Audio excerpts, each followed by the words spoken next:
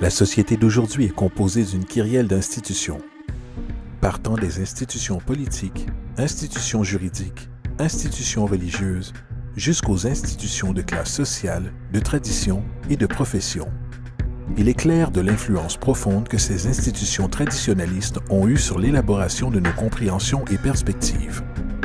Pourtant, de toutes les institutions sociales dans lesquelles nous sommes nés, dirigées par et conditionnées pour, il semble n'y avoir aucun autre système pris pour acquis et incompris tel que le système monétaire. Prenant presque des proportions religieuses, l'institution monétaire établie existe comme une des formes les plus indiscutables de foi qui soit. Comment l'argent est créé, les politiques par lesquelles elle est gouvernée et comment il affecte réellement la société ne semblent pas intéresser la grande majorité de la population.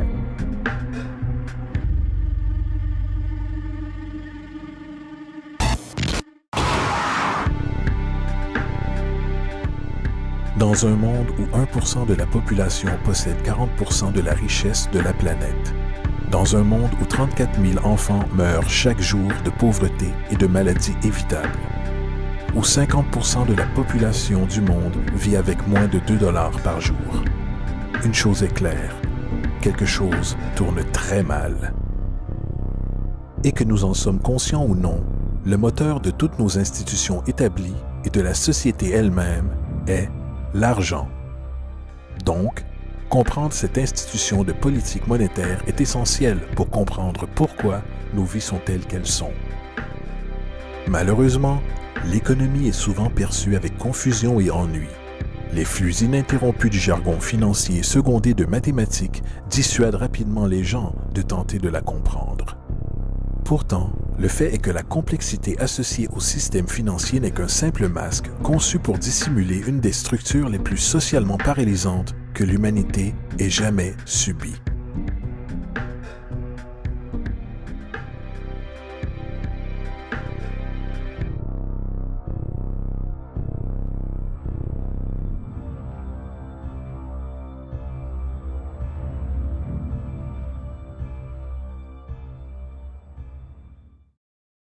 Il y a quelques années, la Banque centrale des États-Unis, la Réserve fédérale, a produit un document intitulé Modern Money Mechanics.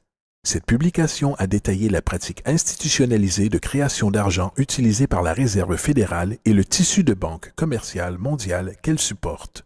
Sur la page de garde, le document déclare son objectif. Le but de ce livret est de décrire le processus fondamental de création d'argent dans un système bancaire de réserve fractionnaire. Il procède alors à la description de ce processus de réserve fractionnaire par l'intermédiaire de différentes terminologies bancaires. Une traduction qui donne quelque chose comme suit. Le gouvernement des États-Unis décide qu'il a besoin d'argent, donc il appelle la Réserve fédérale et demande, disons, 10 milliards de dollars.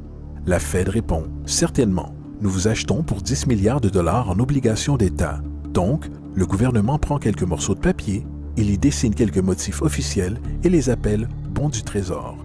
Il les évalue à 10 milliards de dollars et les envoie à la Fed. À leur tour, les gens de la Fed déploient un tas tout aussi impressionnant de morceaux de papier. Seulement, cette fois, ils sont appelés billets de la Réserve fédérale représentant également une valeur de 10 milliards de dollars. La Fed échange alors ces billets contre les obligations. Une fois cet échange complété, le gouvernement prend les 10 milliards en billets de banque et les dépose dans un compte bancaire. Et de ce dépôt, les billets deviennent officiellement de l'argent légal, ajoutant 10 milliards au stock en devises américaines. Et voilà, 10 milliards de dollars tout neufs ont été créés. Bien sûr, cet exemple est une généralisation, car en réalité, cette transaction se produit par voie électronique, sans aucun papier. En fait, seulement 3% de devises américaines existent physiquement.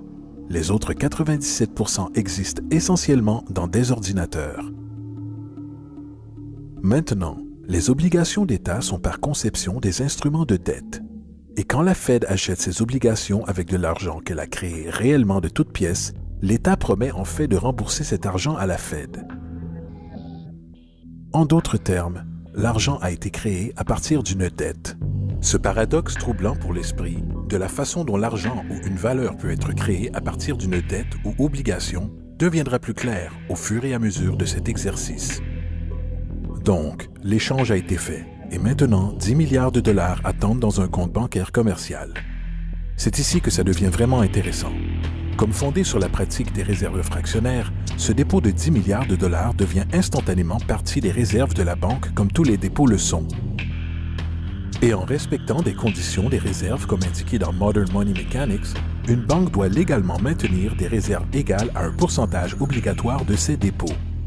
Ce qu'il quantifie ensuite en déclarant, en vertu de la réglementation en vigueur, la réserve exigée pour la plupart des comptes transactionnels est de 10 %. Ce qui signifie que pour un dépôt de 10 milliards de dollars, 10 %, soit 1 milliard, est retenu en tant que réserve obligatoire, alors que les 9 milliards restants sont considérés comme un surplus de réserve et peuvent être utilisés comme la base de nouveaux prêts. Maintenant, il est logique de présumer que ces 9 milliards sont générés à partir du dépôt de 10 milliards. Toutefois, ce n'est en réalité pas le cas. Ce qui se passe réellement est que les 9 milliards sont tout simplement créés de toutes pièces, en plus du dépôt de 10 milliards existant. Et voici comment le stock d'argent est gonflé. Comme indiqué dans Modern Money Mechanics, bien sûr, elles, les banques, ne paient pas réellement les emprunts avec l'argent qu'elles reçoivent en dépôt. Si elles le faisaient, aucun argent supplémentaire ne serait créé. Ce qu'elles font lorsqu'elles réalisent un prêt est d'accepter des obligations, contrats d'emprunt, en échange d'avoir, argent, sur le compte transactionnel de l'emprunteur. En d'autres termes, les 9 milliards peuvent être créés à partir de rien, tout simplement parce qu'il y a une demande pour un tel emprunt et qu'il y a un dépôt de 10 milliards pour satisfaire les obligations de réserve. Maintenant, supposons que quelqu'un arrive dans une banque et emprunte les 9 milliards nouvellement disponibles. Ils vont alors certainement prendre cet argent et le déposer dans leur propre compte bancaire. L'opération se répète alors, car ce dépôt fait devient partie des réserves de la banque. Soit 10 % sont isolés et à nouveau 90 % des 9 milliards ou 8,1 milliards sont maintenant disponibles comme argent nouvellement créé permettant de nouveaux emprunts. Et bien sûr, ces 8,1 peuvent être prêtés et déposés à leur tour créant 7,2 milliards supplémentaires, puis 6,5 milliards, puis 5,9 milliards, etc. Ce cycle de dépôt-emprunt d'argent peut techniquement continuer à l'infini. Le résultat mathématique moyen résultant est qu'environ 90 milliards de dollars peuvent être créés à partir des 10 milliards d'origine. En d'autres termes, pour chaque dépôt fait dans le système bancaire, environ 9 fois le montant peut être créé de toutes pièces. Money jitters.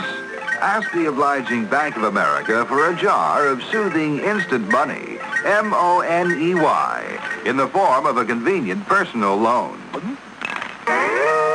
Donc, maintenant que nous comprenons comment l'argent est créé par ce système bancaire de réserve fractionnaire, une question logique, encore illusoire, peut venir à l'esprit. Quoi donc donne réellement sa valeur à l'argent nouvellement créé? La réponse, l'argent qui existe déjà. Le nouvel argent vole essentiellement sa valeur en stock existant. Comme le stock total est accru sans se soucier de la valeur en biens et services, et comme le stock et la demande définissent l'équilibre, les prix augmentent diminuant le pouvoir d'achat de chaque dollar. Ceci est généralement dénommé inflation. Et l'inflation est essentiellement une taxe cachée sur les citoyens. What is the advice that you generally get? And that is inflate the currency. They don't say debase the currency. They don't say devalue the currency. They don't say cheat the people who are saved. They say lower the interest rates. The real deception is when we distort the value of money, when we create money out of thin air. We have no savings, and yet there's so-called capital. So my question boils down to this. How in the world can we expect to solve the problems of inflation, that is, the increase in the supply of money, with more inflation? Bien sûr, ce n'est pas possible. Le système de réserve fractionnaire de l'expansion monétaire est fondamentalement inflationniste, car le fait de dilater la provision d'argent sans avoir une croissance proportionnelle des biens et des services dans l'économie dévaluera toujours une monnaie. En fait, un bref aperçu historique sur la valeur du dollar américain en comparaison avec le stock d'argent reflète complètement cette observation. Une relation inversée est évidente. $1 en 1913 nécessiterait 21,6 $ en 2007 pour une valeur équivalente. ce qui représente une dévaluation de 96% depuis que la Réserve fédérale existe. Maintenant, si cette réalité d'inflation inhérente et perpétuelle semble absurde et se mordre la queue économiquement, attendez un instant, car absurdité est un euphémisme comparé au fonctionnement de notre système financier. En effet, à l'intérieur de notre système financier, l'argent est une dette, et une dette est de l'argent. Voici un diagramme du stock d'argent américain entre 1950 et 2006. Voici un diagramme de la dette nationale américaine durant la même période. Intéressant est-il, les tendances sont pratiquement les mêmes. Car plus il y a d'argent, plus il y a de dettes. Plus il y a de dettes, plus il y a d'argent. Autrement dit, chaque dollar de votre portefeuille est dû à quelqu'un par quelqu'un. Car n'oubliez pas, le seul moyen pour l'argent d'exister est par l'intermédiaire d'emprunts. Par conséquent, si tout le monde dans le pays était capable de payer tous les dettes, y compris l'État, il n'y aurait pas un dollar en circulation.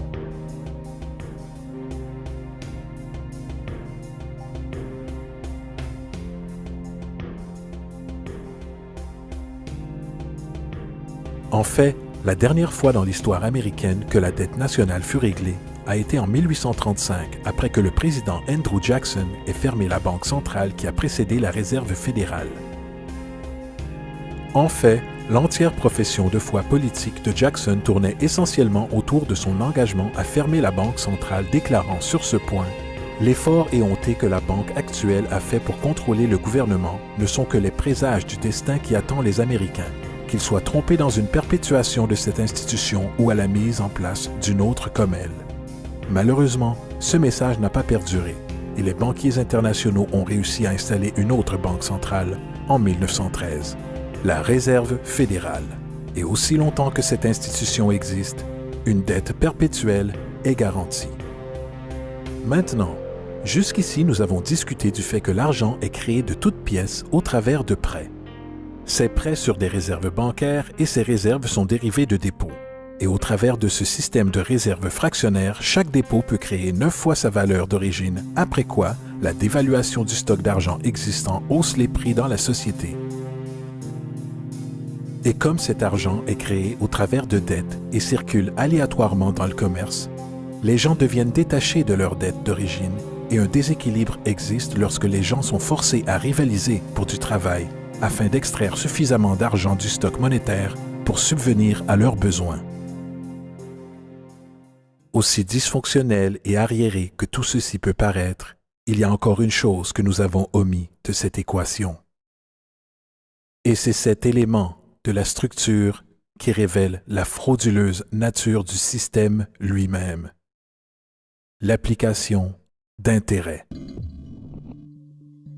Quand l'État emprunte de l'argent à la Fed ou qu'une personne emprunte de l'argent à une banque, il doit presque toujours rembourser avec des intérêts bruts. En d'autres termes, presque chaque dollar qui existe doit au final retourner dans une banque avec les intérêts payés également. Mais si tout l'argent est emprunté à la banque centrale et est gonflé par les banques commerciales au travers de prêts, seulement ce qui est dénommé comme le principal est créé depuis le stock d'argent. Alors maintenant, où est l'argent permettant de couvrir tous les intérêts dus? Nulle part. Il n'existe pas. Les ramifications de cette disposition sont renversantes, car le montant d'argent dû aux banques excédera toujours le montant d'argent disponible en circulation. C'est pourquoi l'inflation est constante dans l'économie, car de l'argent frais est toujours nécessaire pour aider à couvrir le déficit perpétuel intégré au système causé par le besoin de payer les intérêts. Ce qui signifie aussi que mathématiquement, les défaillances et la banqueroute sont littéralement incorporées au système et qu'il y aura toujours des laissés pour compte de la société qui n'auront que des miettes. Une analogie serait le jeu de la chaise musicale. Au moment où la musique s'arrête, quelqu'un est mis de côté. Et c'est tout le problème. Il transfère invariablement les véritables biens de l'individu vers les banques, car si vous n'êtes pas en mesure de payer votre hypothèque, ils prendront votre propriété. C'est particulièrement rageant quand vous réalisez que non seulement ce défaut est inévitable dû aux pratiques de réserve fractionnaire, mais aussi par le fait que l'argent que la banque vous a prêté n'existe pas légalement en premier lieu. En 1969, un cas à la Cour d'affaires du Minnesota a impliqué un homme nommé Jérôme Daly, qui recusait la saisie de sa maison par la banque qui lui avait fait le prêt pour l'acheter. Son argument était que le contrat d'hypothèque exigeait que les deux parties, lui et la banque, aient chacun établi une forme légitime de propriété pour l'échange. Dans le jargon légal, ceci est appelé contrepartie. M. Daly expliqua que cet argent n'était pas, en réalité, la propriété de la banque, car il était créé à partir de rien au moment de la signature d'accords du prêt. Vous rappelez-vous de ce que Modern Money Mechanics déclare à propos des prêts? Ce qu'ils font, lorsqu'ils accordent un prêt, est d'accepter des obligations en échange de fonds. Les réserves sont inchangées par la transaction d'un prêt, mais déposer des fonds constitue un ajout au total des dépôts du système bancaire. En d'autres termes, l'argent ne provient pas de leur actif existant. La banque invente simplement, ne mettant en jeu rien du tout, hormis son obligation théorique sur papier. Alors que le jugement du litige progressait, M. Morgan, le président de la banque, déposa son témoignage et dans le mémorandum personnel du juge, il rappela que le plaignant, le président de la banque, admit qu'avec la participation de la Réserve fédérale a créé de l'argent ou des avoirs sur ses livres comptables. L'argent et les avoirs ont vu le jour lorsqu'ils les ont créés. M. Morgan admit qu'aucune loi des États-Unis n'existe lui donnant le droit de le faire. Une contrepartie légitime doit exister et être remise pour entretenir l'obligation. Le jury n'a pas trouvé de contrepartie légitime et approuve. Il ajouta aussi, poétiquement, « Seul Dieu peut créer quelque chose de valeur à partir de rien. » Et sur cette révélation, la Cour rejeta la demande de saisie de la banque et Daly garda sa maison.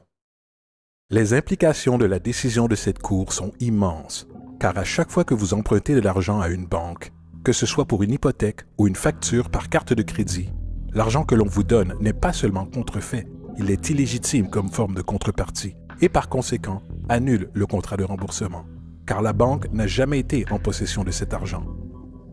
Malheureusement, de telles jurisprudences sont supprimées et ignorées, et le jeu du transfert perpétuel de biens et de la dette perpétuelle continue. Ce qui nous amène à l'ultime question. Pourquoi? Pendant la guerre civile américaine, le président Lincoln contourna les prêts à fort taux d'intérêt offerts par les banques européennes et décida de suivre ce que les pères fondateurs préconisaient, qui était de créer une monnaie indépendante et intrinsèquement sans dette. Elle a été appelée la Greenback. Peu après que cette mesure fut prise, un document interne circula entre différents intérêts banquiers anglais et américains, déclarant « L'esclavage n'est autre que la possession du travail et porte avec lui le soin des travailleurs, alors que le plan européen est que le capital doit contrôler le travail en contrôlant les salaires, ce qui peut être fait en contrôlant l'argent.